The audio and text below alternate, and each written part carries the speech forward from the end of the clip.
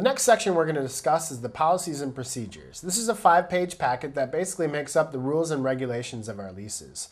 For those groups that are signing a lease for the first time or have 1 year or less than 1 year of rental history, we'll require a cosigner.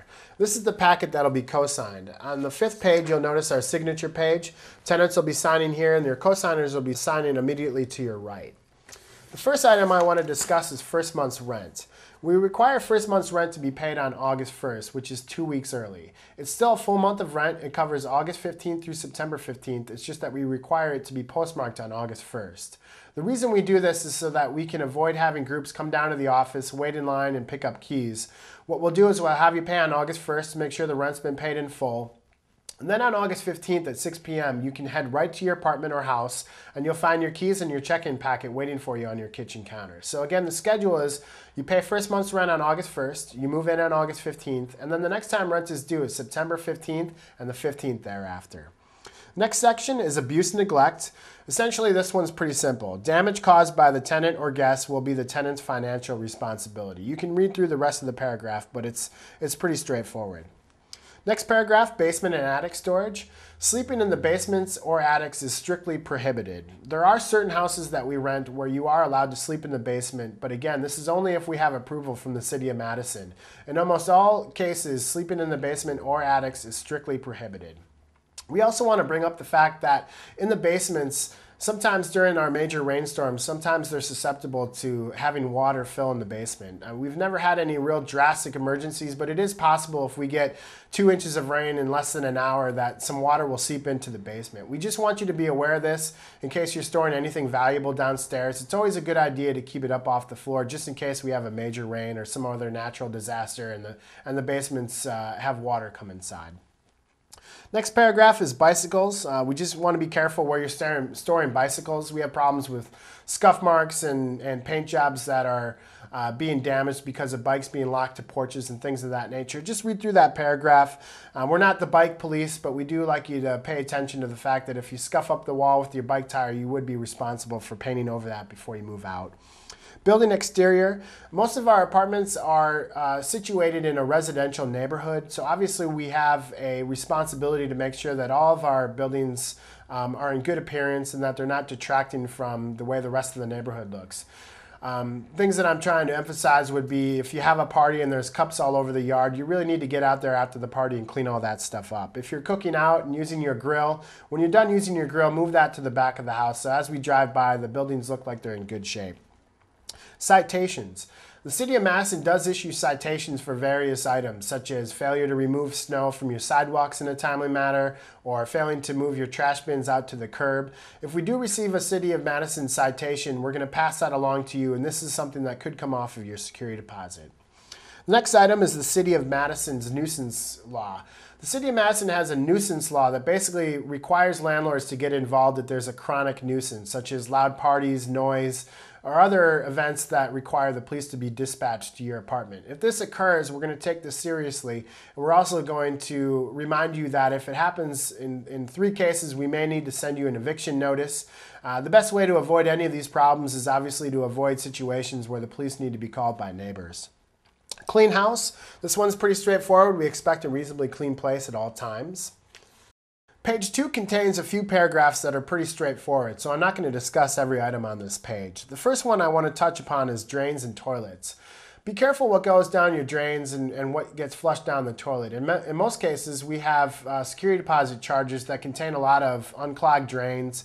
In most cases, it's something that shouldn't have gone down the garbage disposal. Tenants will find that their kitchen sink's backing up, and it really turns out that there's a bottle cap or a spoon jammed in the disposal. So please be careful what goes down the drains. If we're coming over to unclog a toilet and tenants haven't plunged it, or there's some other items that should not be down in the toilet, we may charge you for that. So just be careful what goes down the drains. The next paragraph I want to touch on is HASS blocks. HASS blocks are the type of metal structure that you put on the outside of the door to allow you to lock your door with a master lock. And these are against fire code, mainly because a person could theoretically be locked inside of their bedroom as a prank or some other reason. If we find a HASS block, we're going to take those off immediately just because they are a major safety hazard. The next section is heat. In a lot of cases, tenants will control heat. In most cases, we try and put in programmable thermostats to make the maintenance of heat an easy thing. We just want to touch upon the fact that, especially over winter break, it's common for tenants to turn the heat way down so they can keep their bills low. But keep in mind that turning your heat below 60 could result in a frozen pipe. If the pipe bursts, that could create a major problem with flooding or other damage. And if we find that tenants have turned the heat below 60 degrees, you could be responsible for any type of those damages. So please keep that in mind. Towards the top of page 3, you'll see the paragraph insure, and the most important part of this paragraph is the top line. Landlord shall not be held responsible for any loss or damage to any personal property kept on the premises. Essentially, our insurance just covers the building. It does not cover our tenant's personal property. For that reason, we strongly encourage all tenants to obtain individual renter's insurance. Renter's insurance is available through any local insurance company as well as some of the bigger companies like Geico, American Family. It's relatively inexpensive, and we definitely encourage each tenant to obtain renter's insurance. Moving down the page, you'll see a paragraph on parking. Parking is not included in this lease. It's definitely available at almost all of our properties. In some cases, parking is included, and we'll state that on the main lease if it is included. Otherwise, parking is not included in the lease. Rent towards the bottom. This paragraph basically just goes over the fact that the prompt payment discount covers rent that's postmarked on or before the 15th. It's essentially the same paragraph on the main lease.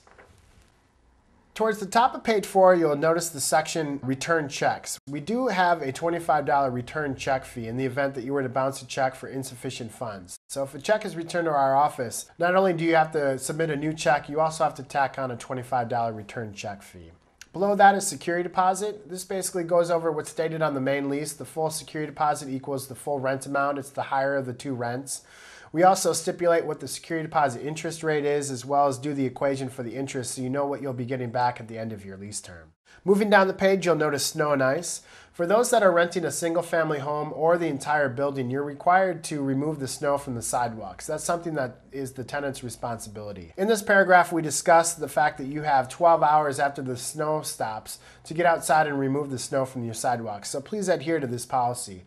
If you were to skip the time allotted in order to remove the snow from the sidewalks, it could result in a citation, which start out at $109. So it is important that you get out in a timely fashion and remove the snow from the sidewalks. Moving down the page, we discuss trash and recycling. For each apartment, you'll receive a big brown cart as well as a large green recycling cart. It's up to you to remove the carts from behind the property to the front curb so that the city can collect those.